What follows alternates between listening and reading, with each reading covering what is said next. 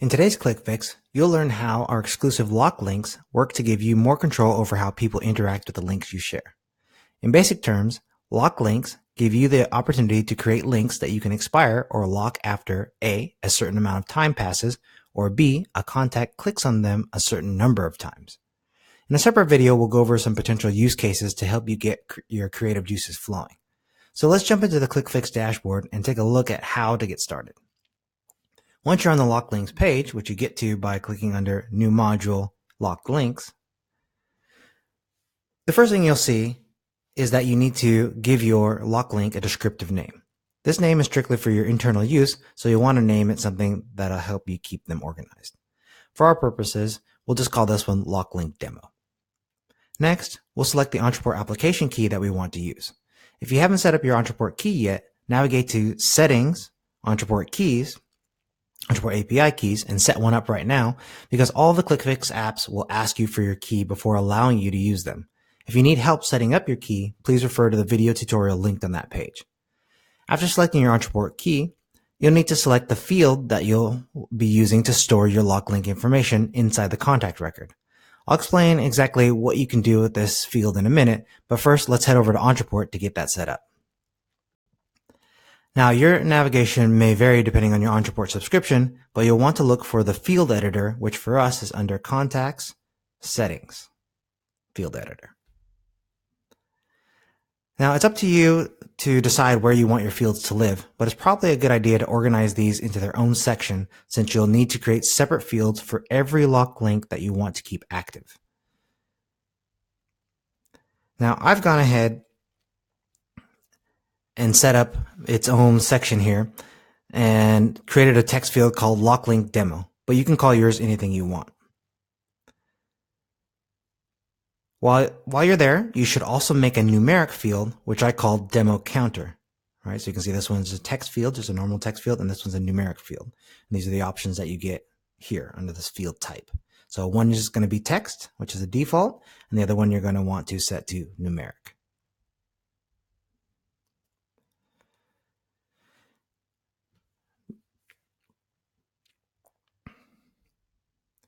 Don't forget to save the field editor and then head back over to ClickFix. All right, so you could click the save button here before you exit this, or else it won't work. Now, you'll probably want to deselect and then reselect your Ontraport application key at this point, so it refreshes the field selectors with the latest additions.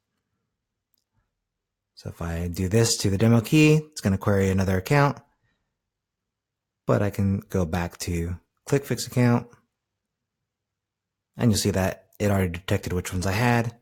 And the way that you got to do this is just got to start typing whatever name you put in here, right? So there's nothing that starts with that.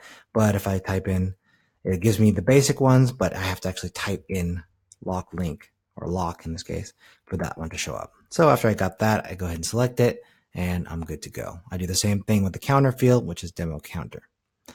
Now, in your particular case, if you're not planning on locking the links based on a number of clicks, you don't actually have to use the counter field. But I tend to just make both fields every time just in case, because it gives me flexibility down the line to be able to use that field for something, or to make adjustments if I see that something's fishy going on. Next, we need to select the destination URL.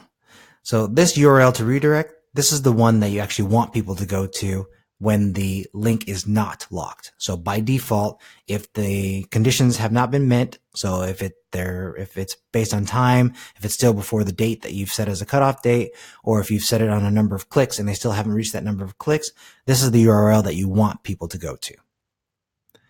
After that, you're going to have to decide if it is a website page or a web page or a file. Now, the difference here is simply that if it's an HTML page, what you're going to see when they get redirected is going to have a little message that says that they're being redirected to a website. And if it's a file, what we actually do is we cloak the final destination URL, so that way nobody has the actual path to your file, which is very important, because if you use something like Amazon S3 or any of these other storage solutions out there, Dropbox, Google Drive, any of those, if somebody has that final URL, the final destination URL, they can quite easily share that out on the web, and you can have thousands of downloads just based off of one person sharing on a black hat site or something like that.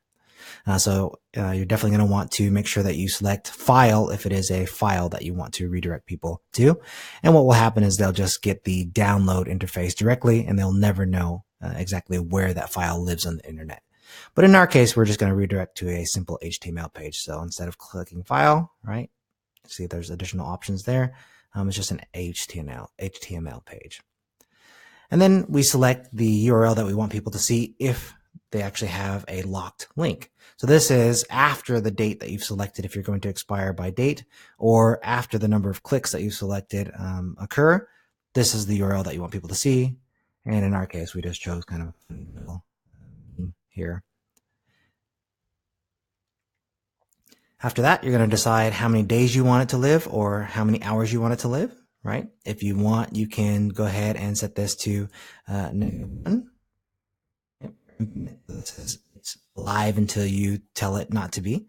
And then this, I'm going to go ahead and select -1 as well for infinite clicks. And then I'm going to go ahead and set it to active. And once I've done that, I can go ahead and click submit. But before I do that, I want to copy this, which is the actual URL, the actual webhook that I'm going to be using. And so once we have everything there, you're going to have to set this up to actually fire. So let's go ahead and jump over to Ontraport. In our case, we don't need to save these changes. Next thing you're going to need to do is you're going to need to go to the campaign. And I'm just going to go ahead and set up a new campaign. I'm going to start one from scratch. And let's say that this is a demo. And it is the demo for the locked links. So here you can kind of decide how exactly somebody's going to have this link applied to their account. For most cases, you're probably going to do this for campaign or for account-wide campaigns. So you can just go ahead and pop the webhook element in here. Make sure I have an end there afterwards. But if you want this to trigger based on when somebody makes a purchase or does anything like that, or visits a certain page or anything like that, anything besides the manual way of adding them to the campaign, obviously you would go ahead and add a trigger, and then you'd have the webhook element over there. And just like any other campaign, you can have triggers be both the manual kind as well as the automated kind. But for us, we're going to go ahead and just keep it here. And again, I just need to grab this generated link here. Come over here, go ahead and put this into the destination URL. And I like to also give a descriptive name here just so I know what's happening when I look at my different campaign maps. And this one is simply add, we'll call it the same name here.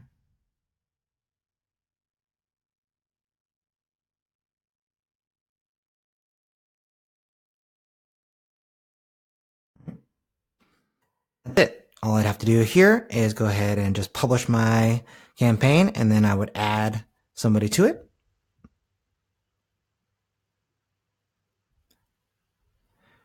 And I've already done that, so let me go ahead and show you exactly what it looks like inside of the contact record. All right, so you can see that I'm here on the ClickFix tab, which is where I decided to put those different form fields. And this is the actual lock link URL that you're going to be using. Now, the way you would use this is inside of an email or anywhere else that you can use merge fields. You go ahead and just say, I want to merge with the locked link demo in my case, or whatever name you gave it. And it would go ahead and replace that merge field with this URL. So right now you can see that this URL is active, and what we did is we told it to go to clickfix.io. And you can see that is now being redirected to clickfix.io. And it works as expected. All right. Now, the quickest and simplest way to lock a link manually is to just go ahead and get rid of that URL. I just cut it in this case. Save that change. And now when I put it in here, you can see that it goes to the meme that we selected as the expired behavior. So that means that now you have an easy way to keep your content from being shared without authorization. To help increase conversions by including real scarcity or any number of creative ways to use this feature to help grow your business.